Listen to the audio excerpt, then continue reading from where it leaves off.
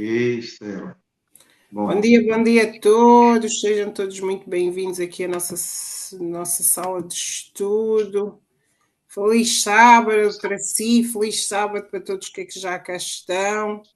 Estamos aqui estudando o livro de Daniel 12, com o professor Coragem. Consiga a palavra, professor Coragem, já estivemos em oração, mas mais oração, mais poder. Então oremos.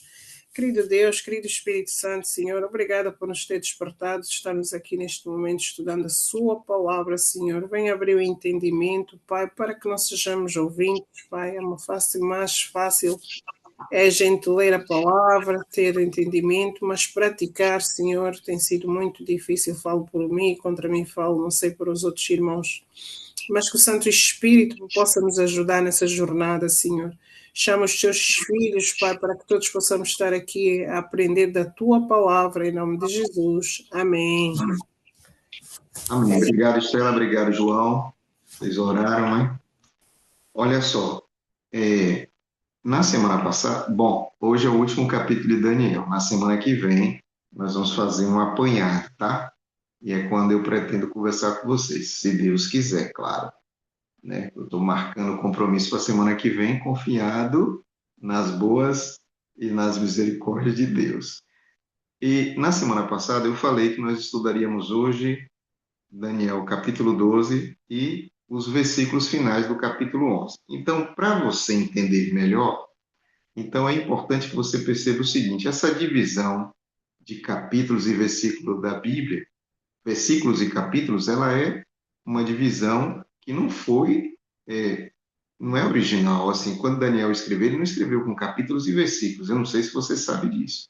Ele escreveu um texto normal ali e depois nos pergaminhos, né? E depois uma pessoa clara, iluminada por Deus, olhou e falou: isso aqui dá para dividir por capítulo, também por versículos. E isso facilitou para todos nós, né, até a compreensão dos livros. Ocorre que, como a última visão do capítulo 10 e 12 é uma visão só, então alguém fez essa divisão, como eu disse, ficou boa, mas aí os versículos finais de Daniel capítulo 11, eles são, juntamente com toda a visão, a abertura do capítulo 12. E por isso eu falei, hoje nós vamos tratar, porque aí é uma mudança.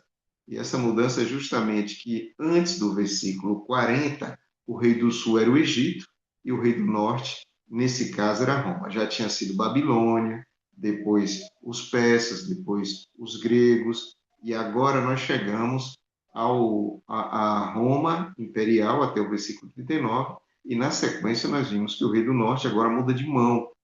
Por que que isso ocorre? Justamente porque no desenvolver da história, outro poder chega ao seu clímax, digamos assim. Então, quando no versículo 11, no capítulo 11, no versículo 40, você lê assim: e no tempo do fim, o rei do sul lutará contra o rei do norte, e o rei do norte se levantará contra o rei do sul, aí cita com carros, com cavaleiros e com muitos navios, e entrará nas terras e as inundará e passará. Muito bem. O rei do norte, nós já identificamos na semana passada. Agora, o rei do sul não será mais o Egito. Mas tem uma dica, porque no capítulo 5 de Êxodo, Êxodo 5, versículo 2, nós vamos observar que o Egito tinha uma característica com relação a, a, a crenças, né? Eles não acreditavam em Deus, tinha um princípio que nós chamamos hoje, que era uma postura de um reino ateu, porque quando Moisés chega e fala em nome de Deus, Faraó pergunta: quem é Deus? Em outras palavras, né? Não conhece esse Deus, não existe Deus, o Deus aqui na cabeça de Faraó ele era, né, Deus. Então ele se coloca numa condição de descrença do Deus eterno. Bom, então, como nós vimos em 1798, naquele momento, o papado exercia o seu poder religioso e também político sobre a Europa, hoje conhecida como Europa, e a França revolucionária, ela se levanta tudo contra tudo que se chama Deus, etc., estabelecendo inclusive um ciclo semanal de 10 dias, escolher um dia entre os 10 para fazer festas, enfim. Essa França revolucionária que surgiu ali nesse período se opõe justamente a tudo o que é Deus. Então, nesse momento, a França revolucionária passa a exercer aquilo que a Bíblia chama como Rei do Sul. E o que a França revolucionária faz? Ataca o papado, que era o representante do Rei do Norte, exatamente conforme a profecia dizia aqui em Daniel, capítulo 11, a partir do versículo 40. Porém, depois de 1798, você sabe, a França hoje não detém tanta força como já foi no passado, então nós temos que buscar na história qual foi o poder que se levantou contra Deus, digamos assim, a partir de quando encerra o ciclo ali da Revolução Francesa, né? E qual não será surpresa se você gosta da história da humanidade, e você vai observar que após 1798, quem sobe ao poder é um sistema, e aí não vamos colocar um país, digamos assim, apontar um país, mas um sistema, e esse sistema ele é um sistema político, social e econômico, que hoje e naquela época ficou conhecido como comunismo. Só para vocês terem uma ideia, Karl Marx foi o fundador disso tudo, ele escreve o Manifesto Comunista, e em 1844, essa data é importante e profecia, hein? Não esqueçam, hein? Ele declara, está escrito num dos seus livros, a religião é o ópio do povo. Em outras palavras, Karl Marx, ele que foi, digamos assim, o profeta, vamos chamá-lo assim, mas ele não era profeta, né? Mas ele foi aquele que deu início, aquele que falou, aquele que escreveu algo que deu origem ao comunismo. Ele trata a religião como, e se bem que alguns podem ter uma visão distorcida da palavra, é a ópio, e nós temos que avaliar e analisar isso com o contexto daqueles dias. Então, o ópio não era uma droga ilícita, era algo que era dado para as pessoas ali nos momentos que estivessem profunda dor, como analgésico, né, para anestesiar. Mas, enfim, ele disse essa frase. Em outras palavras, o comunismo nasce em oposição, e o comunismo é um sistema político, eu já disse, mas oposição a Deus, levando sobre si, assim, a tocha que um dia já esteve na mão do Egito, que passou para a França revolucionária, e que agora o comunismo levanta a mesma bandeira. Ou seja, oposição a Deus. Então, de um lado, nós temos o papado, representando assim o Rei do Norte. Se eu tiver tempo mais à frente, eu quero mostrar para vocês. E o Rei do Norte, ou esse conceito de Rei do Norte, ele é antigo. E assim vocês vão saber por que existe entre nós historicistas essa visão, que é bíblica, né, do papado como Rei do Norte. Mas lá diz que que o Rei do Norte iria utilizar de carros cavaleiros e iria utilizar tudo possível para avançar contra o governo, contra o sistema e os governos, né, ou os países que estivessem como base essa crença ou esse sistema de governo que se opõe a Deus. Bom, no versículo 41 diz que entrará na terra gloriosa e dezenas de milhares cairão, mas da sua mão, aí cita três nações que eram conhecidas no dia de Daniel: Edom, Moabe e Amon. Quando você olha hoje o mapa do Oriente, você vai descobrir que essas três nações estão num país que hoje nós chamamos de Jordânia.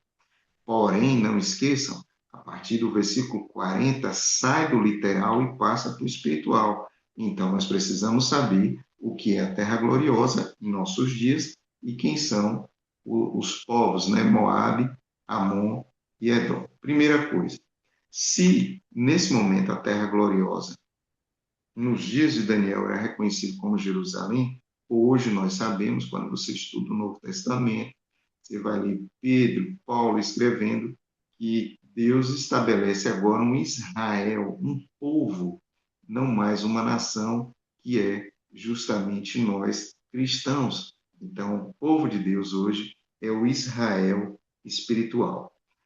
Mais à frente nós vamos entender alguns detalhes a respeito disso. Então, quem está entrando na Terra Gloriosa? Outra vez, nós vamos ver aqui a influência do Rei do Norte, ou seja, o papado, ele, em determinado momento, voltará a ter o mesmo poder que já teve quando, no período ali medieval, o papado medieval chegou a essa situação de poder absoluto, inclusive definindo quem seria os reis na Europa naquele período. Porém, quando a Bíblia cita Edom, Moabe e Amon, está falando que muitos cristãos resistirão a essa influência, ou seja, essa infiltração, essa influência que o papado voltará a ter sobre as igrejas e sobre o cristianismo.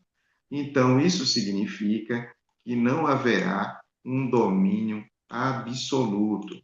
Por quê? Porque alguns cristãos dentro do cristianismo, representado aqui por as três nações que tinham vínculo com o judaísmo, ou com os judeus, com os hebreus, resistirão a essa influência e esse poder que, como eu disse, a Bíblia está dizendo, será absoluto, ou quase absoluto. O versículo 42 e 43 fala sobre países, aí cita o Egito, cita os líbios. E o que significa isso, hein? O Egito e a Líbia. E também cita a Etiópia, países que nós conhecemos hoje. Isso significa que, em determinado momento, no versículo 41 e 42, fala que o rei do norte terá poder sobre nações. Então, mas aqui, observe, esses três países aqui, dois países representam os ricos. E hoje nós sabemos que nós temos uma desigualdade muito grande entre as nações. Nós temos, por exemplo, a Alemanha, que é riquíssima, digamos assim, mas nós temos a Grécia, que não tem tanto dinheiro, uma economia tão forte.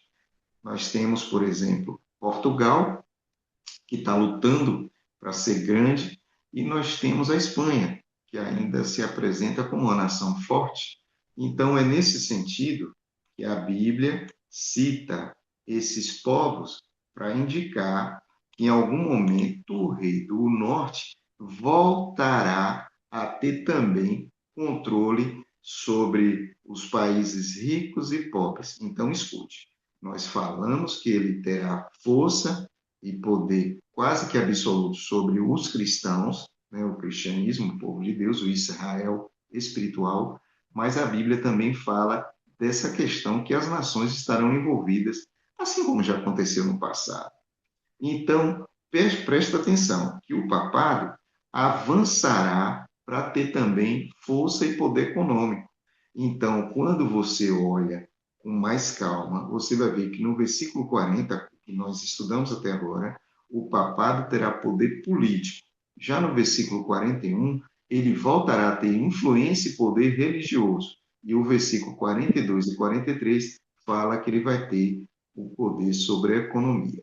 Hoje parece ridículo estar falando sobre isso, mas com o passar do tempo, e nós estaremos vivendo essa realidade, nós vamos observar que o papado voltará a ter força política, ele já tem religiosa, mas vai ampliar, e também econômica.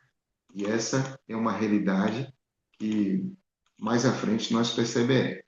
Bom, aí eu preciso voltar e fazê-los lembrar do capítulo 2 de Daniel e de outros que nós estudamos a história de Nabucodonosor. Vocês vão observar que quando Nabucodonosor levantou uma estátua, ele exercia poder político, lembra? Econômico, e aquele evento passou a ser um evento religioso. Em outras palavras, se você observar bem, você está vendo que Babilônia, literal, já fez isso. Um dia, a reunião, e aqui é muito importante que vocês entendam isso, o papado terá no futuro poder político, econômico e religioso, e poderá Por que eu estou dizendo agora poderá? Porque você talvez esteja ouvindo isso pela primeira vez. Eu sei que ele fará. Você talvez fique com essa ideia de não, talvez aconteça, talvez não aconteça. Mas a Bíblia descreve que isso ocorrerá. Então, de fato, o papado voltará a ter poder político, econômico e religioso, como teve no passado, durante o período em que ele exerceu todo o seu domínio sobre a Europa. E assim como a Babilônia, literal, ela teve uma queda também na sua força política, espiritual e econômica, isso ocorrerá com a Babilônia espiritual. Também será destruída na sua política, no seu poder político, poder espiritual e poder econômico.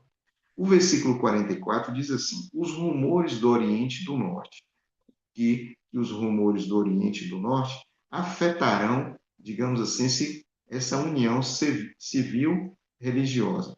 Porque quando nós teremos a oportunidade, se Deus quiser, de estudar o Apocalipse, nós vamos encontrar no Apocalipse que a última geração, que somos nós, essas pessoas que somos nós seremos batizados com o Espírito Santo. Isso chama-se chuva serôdia, com um propósito: pregar a todos os pulmões a volta de Jesus. E aí o que acontece? Nesse momento, quem está no poder já estabeleceu, digamos assim, o seu padrão de normas, de conduta, de tradição, e ele tem um interesse em que essas coisas continuem. Observe, ele já tem um poder político, avançou e se filtrou e influenciou todas as denominações. Não há um país que não esteja envolvido, direto ou indiretamente, com esse movimento. E um grupo se levanta dizendo que vem um novo rei e que esse rei não é eterno, pode parecer muito contraditório, mas essa mensagem vai causar um pânico. E é por isso que os rumores que vêm do Oriente e do Norte causarão um problema dentro desse sistema que foi, ao longo do tempo, voltou ao poder e criou normas e criou uma ramificação, uma raiz política, e isso vai causar uma contra, digamos assim, uma contrapartida desse sistema. Por que, que a Bíblia fala do Oriente e do Norte? Quando você estiver estudando Apocalipse 16, eu até aconselho que você depois, quando terminar esse estudo aqui, você vai ver que o Apocalipse 16 diz que o nosso Senhor e Salvador Jesus Cristo vem do Oriente. Então, não é à toa que os rumores do Oriente e do Norte afetarão esse sistema que já tem um braço com o Estado, um braço com a igreja e um braço na economia. Então, quando a mensagem daqueles nós que estaremos cheios do Espírito Santo, pregando o que nós chamamos de autoclamor, alcançar os 4 pontos da terra, então esse poder que é representado por aquele que vai exercer funções religiosas e políticas, terá, por conta do apoio das nações, o poder econômico, se levantará para tentar calar a mensagem de que o rei do norte, o verdadeiro rei do norte, que é Cristo, e vem do Oriente, está chegando. Essa mensagem vai causar um pânico dentro dessa estrutura. A Bíblia descreve que, nesse momento, ele armará as tendas do seu palácio entre o Mar Grande e o Monte Santo e Glorioso, mas isso não prosperará, e ele chegará ao fim, não haverá quem socorra. O termo palácio aqui significa palácio, tendas, etc., a união da igreja com o Estado. Então, nesse momento, quando o papado estabelecer o seu poder de forma ampla, voltando a ter mais poder, inclusive, digamos assim, do que no período medieval, ele vai estabelecer uma coisa que nós vamos estudar mais à frente, eu só vou pincelar agora, que é uma lei dominical, e aí os países estarão completamente sobre a sua coordenação. Porém, o verso disse que isso chegará ao fim e não haverá quem o socorra. E por que chegará ao fim e não haverá quem o socorra? Porque o Rei Jesus Cristo estará voltando para estabelecer, em definitivo, o seu reino. Muito bem. Tendo como pano de fundo isso, em que haverá leis que vão impor e vão tirar a nossa liberdade civil e religiosa, e o poder econômico, grave essa informação, porque Apocalipse capítulo 12 vai tratar disso, principalmente no capítulo 13, que ninguém vai poder comprar ou vender quando estiver estabelecido amplamente esse poder. Então, entra o capítulo 12, o versículo 1 diz, e naquele tempo, que tempo?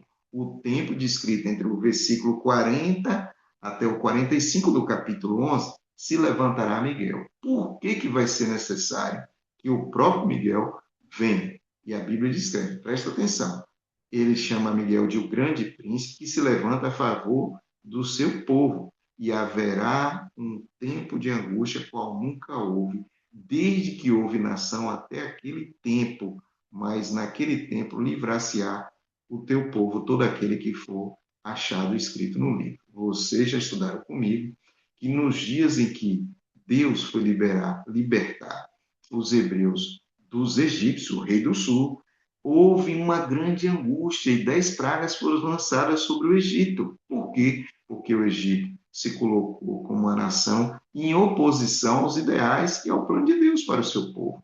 A mesma coisa se repetirá no fim nosso tempo, em algum momento. E a Bíblia descreve que essa angústia será angústia qual nunca houve. Então, o povo de Deus estará na terra. Há muitos, dentro do cristianismo, há muitos grupos, ou seja, denominações, que indicam que o povo de Deus, presta atenção no que eu vou falar para você agora. Isso eu falo com muito amor, com muito carinho, não tenho, já deixei claro, não tenho nenhuma, nenhum preconceito, nenhuma resistência a nenhuma religião. E, principalmente, as denominações cristãs, né? Porque nós dividimos muitas verdades. Nós dividimos a Bíblia, nós dividimos e cremos na Bíblia. Quando eu falo dividir, não significa que dividiu literalmente, não. Nós entendemos que a Bíblia é a palavra de Deus dentro do mundo cristão, todos pensam assim. Então, nós nos amamos, e se bem que há muitas doutrinas que são diferentes uma das outras, há um respeito muito grande entre os cristãos. E nós amamos os cristãos, todos os denominacionais, como também amamos os nossos irmãos católicos. Não há uma distinção, não há um espaço na Bíblia que diz, ó, isso aqui é do católico, isso aqui é dos protestantes. Nada disso. E nem nós adventistas, quando eu falo como adventista do sétimo dia, você sabe, eu sou leigo, não posso dizer em nome da igreja, mas como leigo eu posso dizer que a igreja adventista não trata ninguém com preconceito. Somos defensores da liberdade civil e religiosa, expliquei isso outro dia. Nesse tempo de angústia, em que a liberdade civil está sendo tirada, a liberdade religiosa está sendo tirada, e o poder de compra acabou, porque ninguém vai poder comprar ou vender, então agora nós temos que fazer exatamente como o povo hebreu fez no deserto. No deserto não tinha como comprar. Se bem que poderia ter ali, digamos assim, riqueza e o povo de Deus era rico, mas comprar onde? Onde é que ia comprar água se não tinha água no deserto, Estela? Como é que ia comprar determinadas comidas se não tinha comida no deserto? Então, naquele momento, Cristo se levanta e ele vai suprir o povo de água e de pão. O maná que caiu do céu e a água que saía da rocha. Nesse tempo aqui, que Daniel viu em visão, que é o tempo em que o poder absoluto voltará a estar na mão de uma pessoa que representa o sistema, se bem que nós teremos reis e governadores e presidentes que vão estar à frente de seus países, mas tudo vai se concentrar em um sistema. Nesse momento, o povo de Deus passará por esse período. Então, diferente do que pregam alguns denominacionais, que Cristo vai arrebatar a sua igreja e levar para o céu, a Bíblia descreve que nós estaremos na terra nesse tempo de angústia. Sabe quem vai se levantar para nos defender? Miguel. E quem é Miguel? Naquele tempo se levantará Miguel. Quem é Miguel?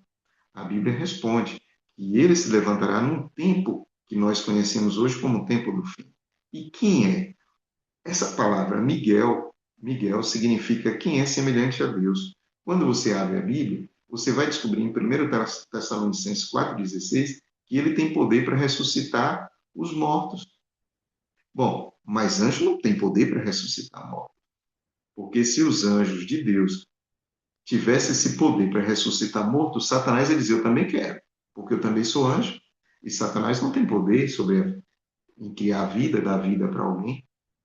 Então, Miguel é um título, e não um anjo, digamos assim.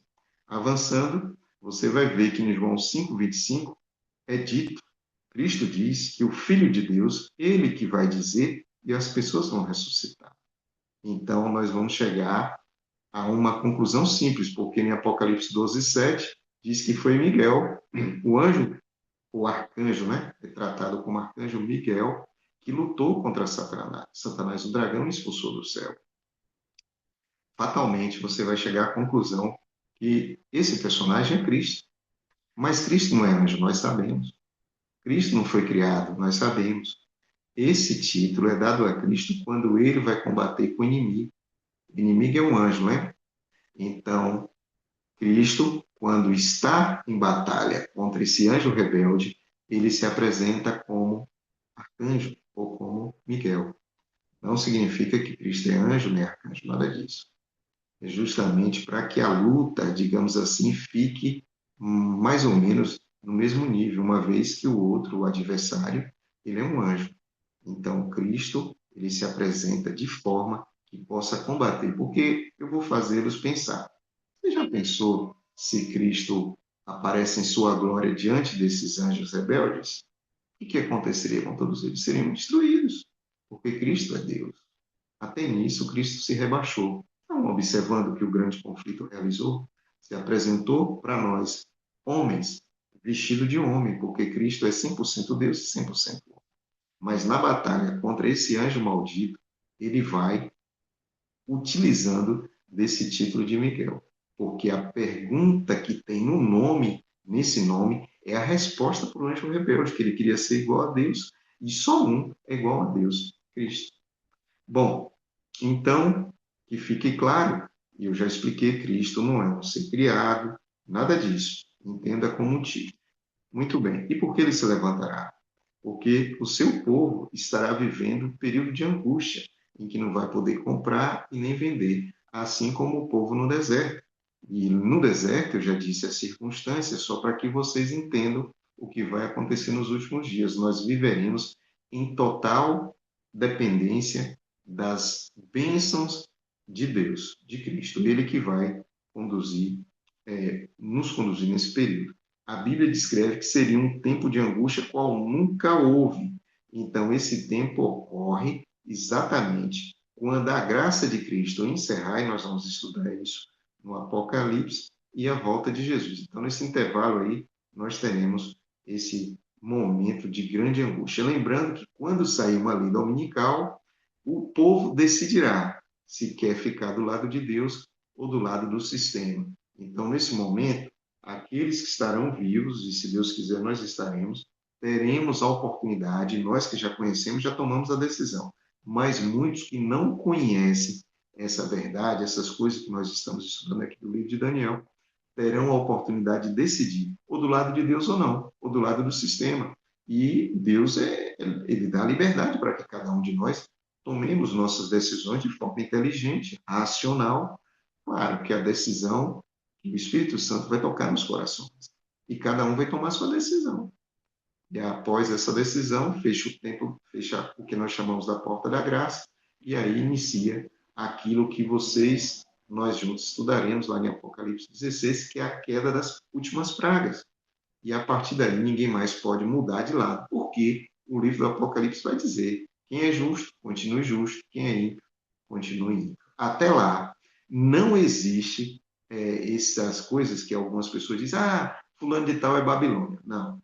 É necessário que todos tomem suas decisões para que a Babilônia mística esteja, digamos assim, completamente sistematizada, ou ela materialize, digamos assim, essa situação, e daí sim, quem estiver obedecendo o que Deus determinou é um grupo, digamos assim, separado daqueles que tomaram a decisão pelo sistema, ok?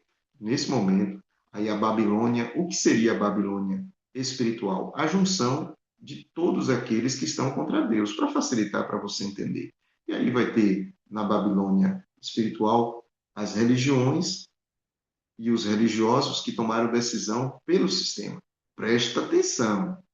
Aqueles dessas religiões e dessas denominações que tomaram a decisão por Cristo, eles estão atendendo o chamado de Apocalipse 18 e ficando do lado de Deus. Eu vou falar uma coisa para você. Você sabia que no momento em que Deus pediu a Moisés para falar com o seu povo e as pragas começaram a cair no meio dos egípcios, ali na terra do Egito, muitos egípcios decidiram ficar com os judeus. Basta você ler o livro de Êxodo e depois o Pentateuco de forma geral, você vai perceber, a Bíblia até chama de populacho, que era a junção de outros povos que se uniram aos hebreus para sair do Egito.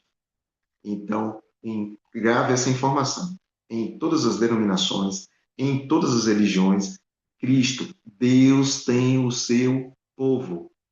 Não se levante para, digamos assim, de forma preconceituosa com nenhuma denominação, nenhuma religião. Por favor, uma das coisas que eu tenho muito cuidado e muito equilíbrio é justamente ao tratar desse assunto, quando tenho a oportunidade de falar, principalmente publicamente, quando esse material fica como agora que vai ficar gravado.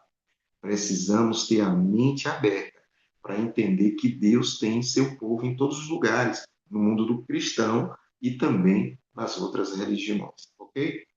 Bom, essa angústia ocorrerá e vai causar um grande peso, uma grande, digamos assim, angústia sobre os ímpios, porque eles se apegaram ao pecado, rejeitaram a graça de Cristo e se colocaram como perseguidor do povo de Deus. A mesma coisa que aconteceu lá com os hebreus e vai acontecer depois com os caldeus, quando se levantaram contra o povo de Deus, e os persas também, quando o povo de Deus estava voltando para Jerusalém. Bom, aí Daniel 2 vai falar sobre uma situação que eu vou deixar para tratar com vocês mais à frente, que é a ressurreição especial, porque diz assim, ó, e muitos dos que dormem no pó da terra, aqui não diz todos, e nós sabemos que todas as pessoas que nasceram e morreram nesse mundo, claro, só ressuscita quem está morto, vão ressuscitar. Nós teremos duas ressurreições, a primeira e a segunda ressurreição, que você vai encontrar isso lá em Apocalipse, capítulo 20, mas Tessalonicenses vai falar, Jesus vai falar no livro de João, e isso nós vamos estudar depois. Daniel, capítulo 12, versículo 2, está tratando daquilo que nós chamamos de ressurreição especial. Essa ressurreição especial ocorre ali no intervalo entre a volta de Jesus, quando ele aparecer nas nuvens dos céus, já no finalzinho da história da humanidade e antes da primeira ressurreição. Mas isso eu só vou tratar com vocês mais à frente, porque o tempo requer um tempo maior e eu preciso concluir o capítulo 12 de Daniel. Aqui, no versículo 3, diz: os sábios, os que forem sábios, resplandecerão como fogo no firmamento. Isso significa que nesse tempo que nós vivemos hoje, muitas pessoas são tratadas como sábias. E quem são sábios? Vocês. Cristo vai dizer isso, aqueles que ouvem a palavra e vivem. Lembra a oração de Estela? Os sábios são as pessoas que estão ouvindo, como nós estamos ouvindo aqui, a voz de Deus, e ao ouvir e entender essas verdades, nós tomamos a decisão para obedecer a verdade. Somos os sábios. Daniel recebe a ordem para descrever, ou seja, cerra as palavras desse livro, serra esse livro até o tempo do fim. Então, o que, que acontece? Daniel, apesar de ter escrito todas as verdades, vocês vão observar agora que ele não entendeu tudo. E a Bíblia vai dizer, ó Daniel, muitos vão pegar o seu livro para estudar e o saber sobre o seu livro e sobre as profecias será multiplicado. Quando é que isso vai acontecer? Aqui, ó, fim do tempo. Então, a Bíblia vai descrever, e nós já aprendemos que, a partir do momento em que o papado foi tirado do poder, digamos assim, político, ele sai do cenário político, que ele tinha uma grande influência ali com a ferida mortal, né? Do que Napoleão, através no período em que ele estava como rei, como imperador, ele causou ao papado. Lembre-se, a França revolucionária tinha princípios ali do Egito. Então era ateu, se levantou contra aquilo que nós tínhamos no cristianismo, que era o papado. Então não esqueçam disso, a ferida mortal é dada pelos franceses justamente por conta dessa situação. Se cumpriu a profecia, iniciou o tempo do fim.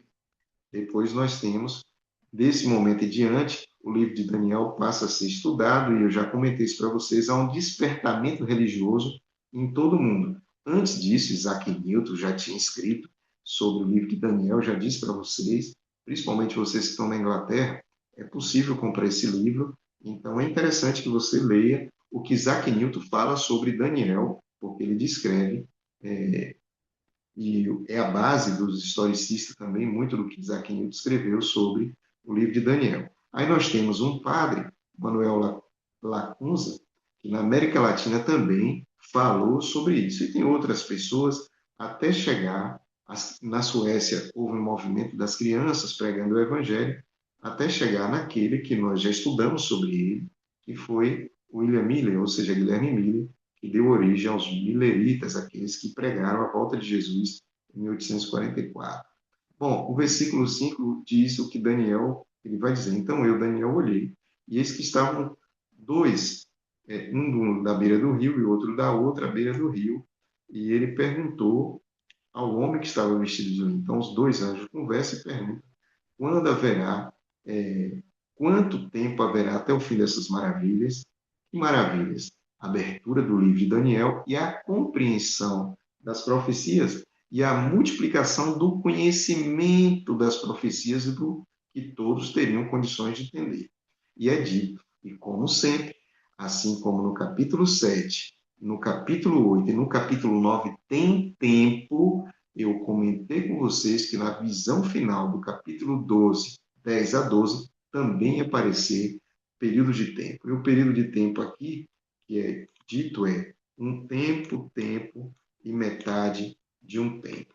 Essa é uma repetição do que já está no capítulo 7, que vocês vão lembrar que nós já estudamos, que representa os 1260 anos de supremacia do papado, quando houve ali a união da igreja com o Estado.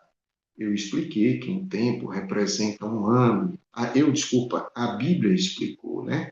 Que um tempo representa um ano, dois tempos, 2 anos, e assim por diante. Você soma tudo, dá 1260 dias, que são 1260 anos por conta do princípio dia, ano de números, quando o povo volta de espiar a terra. Eu já expliquei essa história para vocês. E Deus falou: cada dia que vocês ficaram lá representa um ano. Vocês ficaram quanto tempo lá? 40 dias. Então vocês vão aguardar agora 40 anos. Muito bem. Só que aqui ocorre outra coisa. Essa supremacia, vocês sabem, começou no ano 538, quando o imperador Belissário ele expulsou os ostrogodos da Itália, né, perdendo a influência.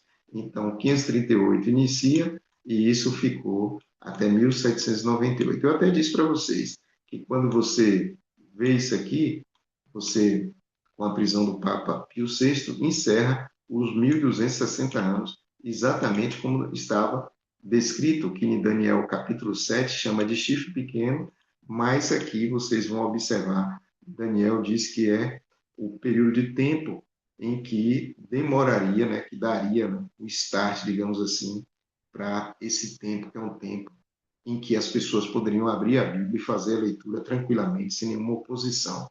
Isso inicia justamente quando iniciou a contagem de tempo, no ano 538, e no ano 1798 encerra os 1260 anos, iniciando o período em que as pessoas teriam acesso fácil à palavra de Deus, porque também iniciaram as grandes sociedades bíblicas, né, para expansão da pregação do evangelho e também a publicação das Bíblias. Daniel, versículo 8 diz: eu ouvi, mas não entendi.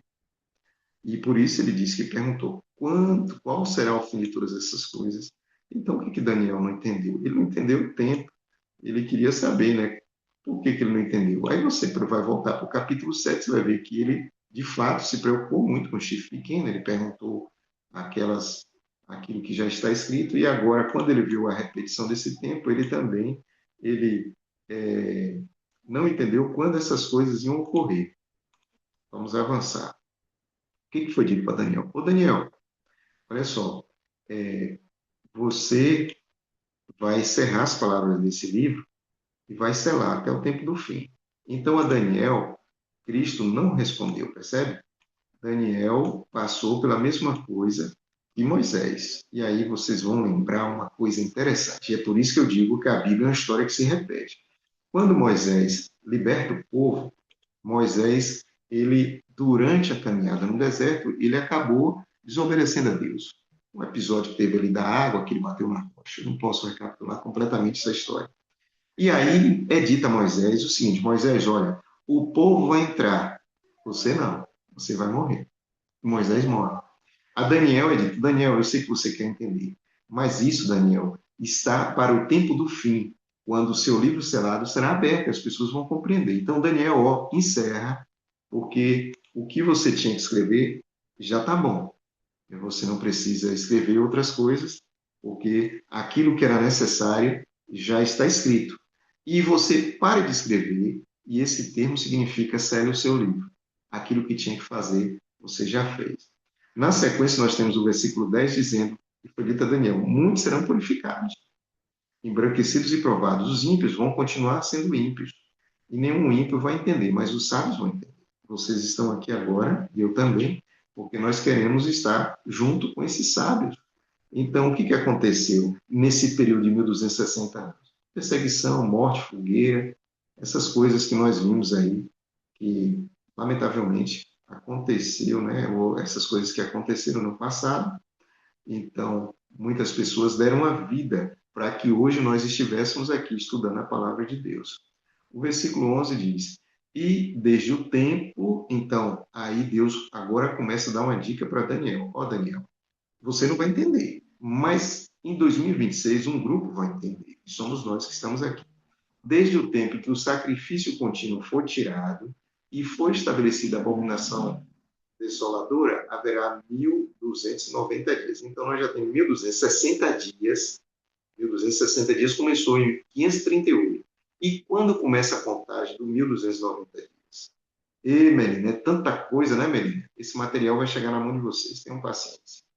Clovis, rei da França, ele era pagão. Lembra que eu falei para vocês?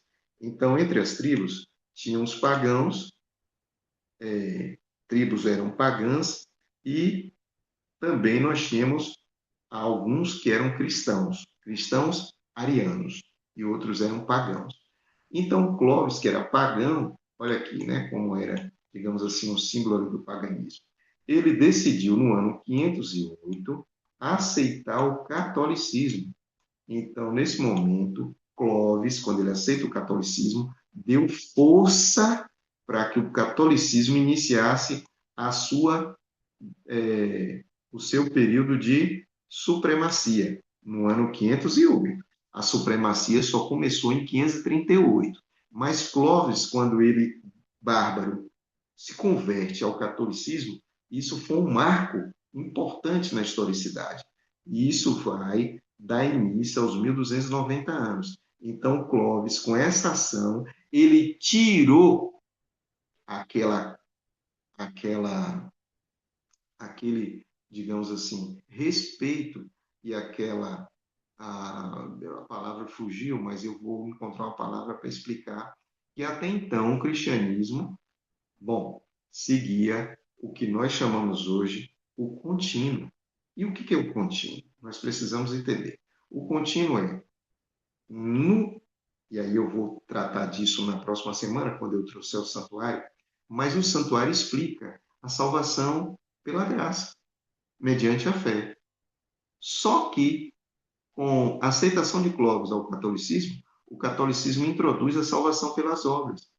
Então, o contínuo, que era o altar de sacrifício, a pia, que representa o batismo nas águas, o altar de sacrifício, que é a justificação pela fé, a santificação, que é os pães, e também a vida de oração, e uma oração que é feita direta a Deus e não aos homens, e a lâmpada, que é a Bíblia, que é o candelabro, que é a palavra, que é Cristo, isso tudo ficou ofuscado durante 1260 anos, mas iniciou um pouco antes, no ano 508, que dá início a introdução ou a substituição daquilo que representa Cristo para daquilo que representa um processo, que representa uma tradição humana em substituição ao que representava Cristo. Então, sai o contínuo, entra a abominação, a Bíblia vai chamar de abominação desoladora. E isso vocês vão ver claramente que são 1290 anos. E aqui fica uma dica. Clovis, Clovis, rei dos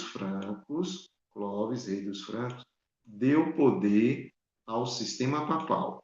Napoleão, rei dos franceses, é quem tira o poder político do papado.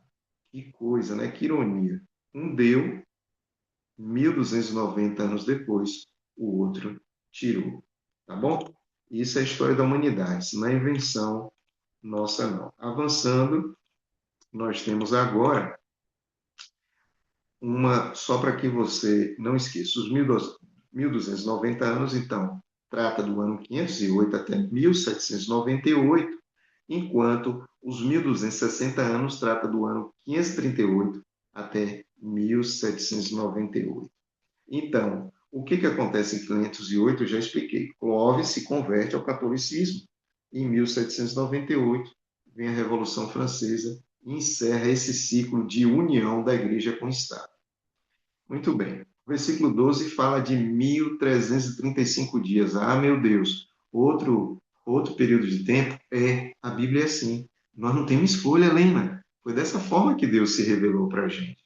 E o que seria esse 1335 dias que a Bíblia fala bem-aventurado, hein? Aquele que espera aos 1335 dias. 1335 dias representa 1335 anos.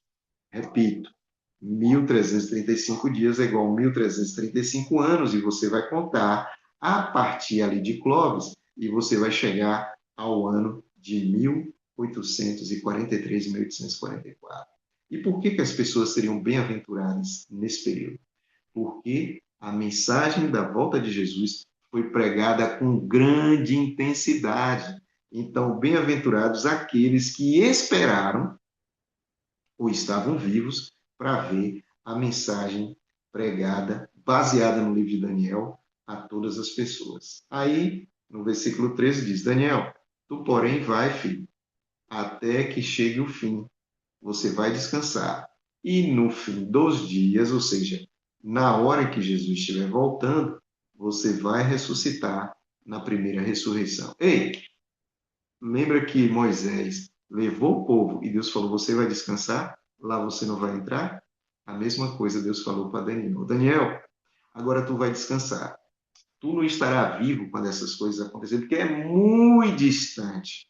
Você descansa e no fim dos dias, ou seja, lá próximo da volta de Jesus, essas coisas vão acontecer, né? Desde aquele período em que nós estudamos, desde ali os babilônicos, que teve a sucessão de reinos, e do capítulo 10 até o capítulo 12, Deus vai abrindo período por período para que ele veja, e é por isso que é dito para ele: olha, você descansa, porque essas coisas você não vai viver.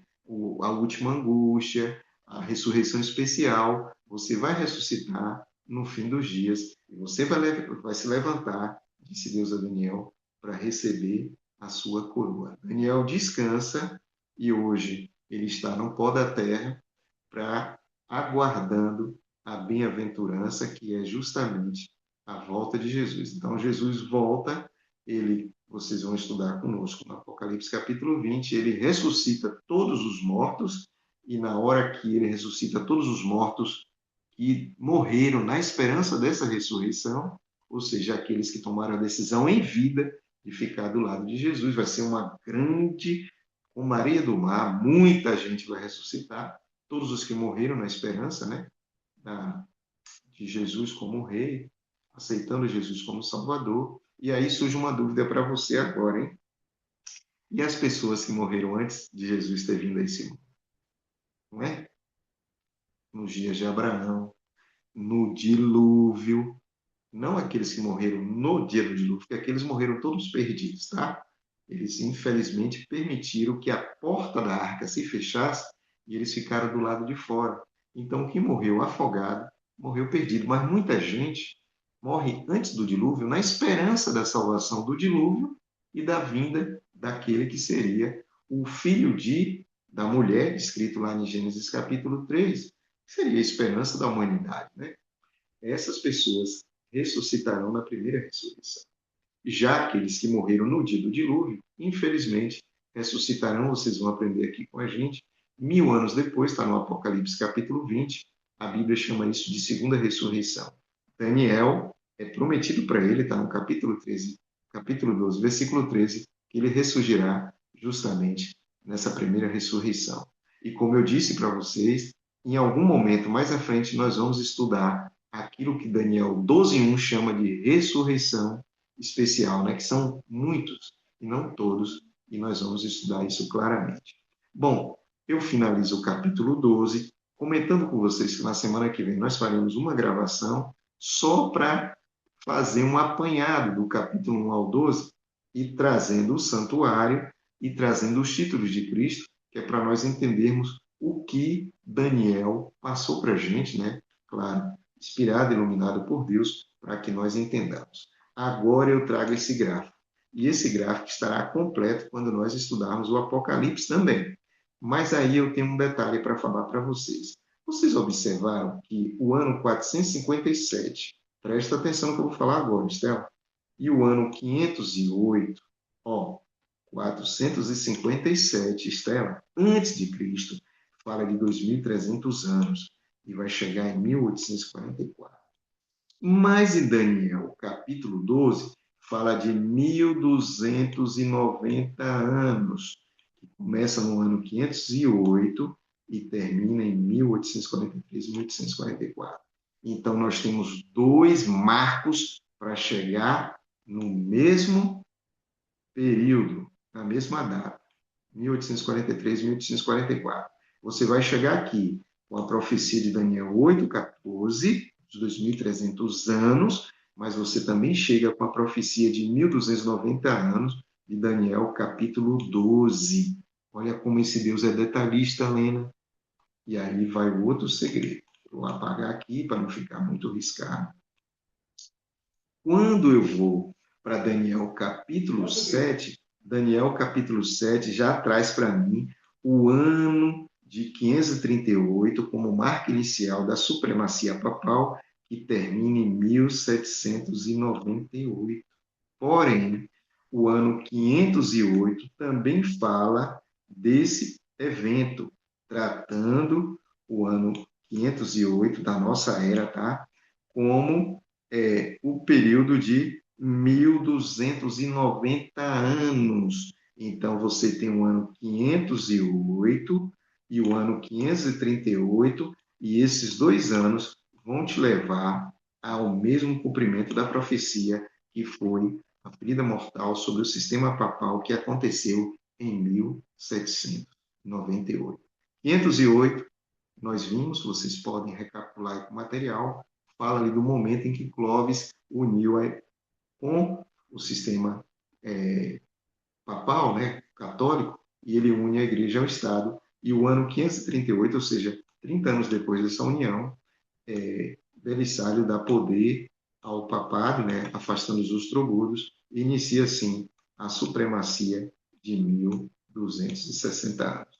Bom, quando eu olho para isso, eu enxergo o seguinte, um Deus cuidadoso, que falou assim, olha, essas datas aqui são tão importantes, eu vou estabelecer 2 períodos para que Corajo não tenha dificuldade de chegar e de entender. Essa data também é tão importante que eu vou colocar aqui, ó, 2 marcos para que Lena não tenha dificuldade para chegar a esse período e entender. 457 a.C., 2.300 anos depois, nós chegamos em 1844, mas se eu pegar o ano 508 depois de Cristo e levar em consideração aí os 1.335 dias, eu vou chegar até 1844. Se eu pego o ano 508 e coloco aquilo que era os 1.290 anos, de Daniel, capítulo 12, eu vou chegar a 1798. E o mesmo capítulo 12 de Daniel traz essa data do capítulo 7, ou esse tempo do capítulo 7, para dizer para mim que os tempos estão tratando basicamente ali, ou no caso do capítulo 12, que trata do um tempo dos tempos e metade de um tempo, é a mesma citação que você encontra no capítulo 7. E isso significa que a forma como vocês ouviram hoje é a forma correta no método historicista, utilizando o historicismo como escola para entender essas profecias. E o porquê que eu digo isso? E aí eu finalizo com isso, Estela. Existe, inclusive dentro do Adventismo, alguns, não muitos, pregadores que dizem que o período de 1335 dias e o período de 1260 dias e o período de 1290 dias ocorrerá, presta atenção, hein? 1335 dias, 1290 dias e 1260 dias ocorrerá no futuro. Não acreditamos assim.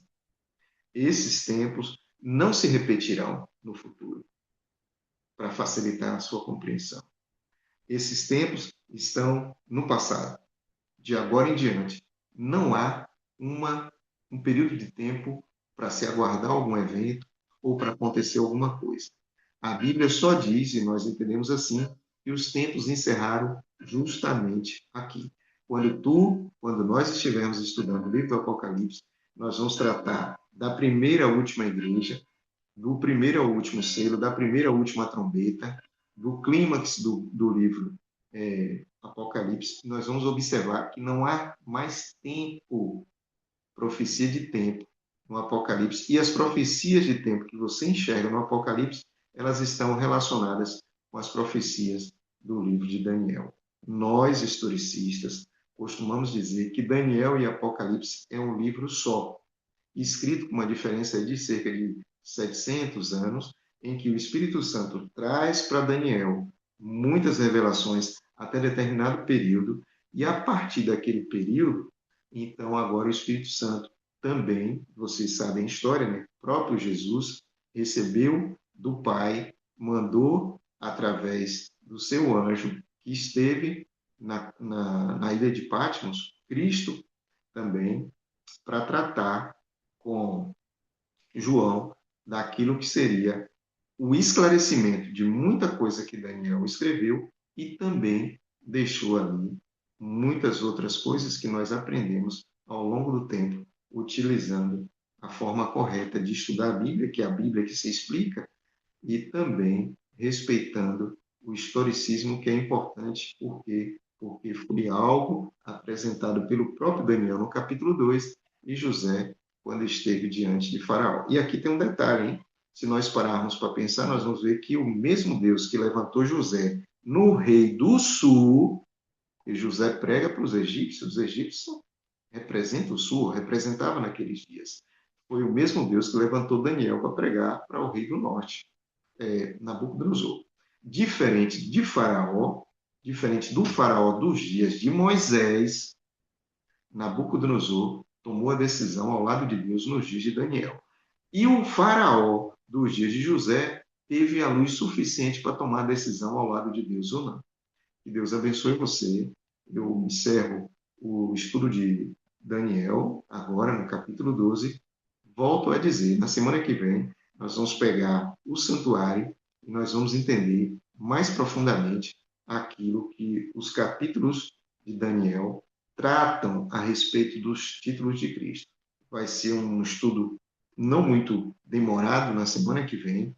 Tentarei trazer também o primeiro rei do norte, aquele que antecedeu toda essa coisa, que foi justamente, Estela, quando Israel se dividiu em duas nações. Duas tribos ficaram ao sul e 10 tribos ficaram ao norte. Na semana que vem, eu parto do estudo a partir desse momento em diante e nós vamos abrir para um debate amplo, porque eu preciso saber aquilo que vocês têm dificuldade. Aí, na outra semana, nós faremos o estudo do Apocalipse, que eu vou combinar com Estela como será feito, tá bom? Que Deus abençoe a todos. Vou fazer uma oração curtinha. Estela encerra a gravação e eu tenho ainda alguns minutos para bater papo com vocês. Oremos.